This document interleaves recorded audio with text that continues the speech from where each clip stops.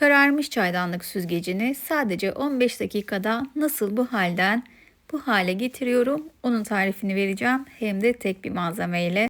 O zaman hemen tarife geçmek istiyorum. Öncelikle süzgecin içine 2 yemek kaşığı çamaşır sodası ekliyorum.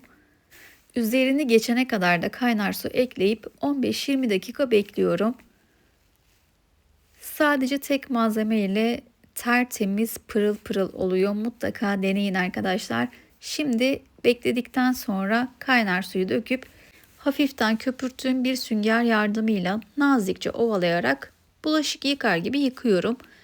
Resmen silgi gibi siliyor arkadaşlar. Kimyasala hiç gerek yok. Sadece tek bir malzeme ile demliklerinizi, çaydanlıklarınızı, tencerelerinizi bu şekilde tertemiz, pırıl pırıl parlatabilirsiniz. Umarım bu yöntemi denersiniz. Deneyip yorumlara yazarsanız çok sevinirim. Aynı zamanda videoyu beğendiyseniz de yorum yapmayı, beğeni bırakmayı veya abone olmayı unutmayın. Bunlar kanalımın gelişmesi açısından önemli. Güzelce sudan geçirip yıkadıktan sonra son halde bu şekilde.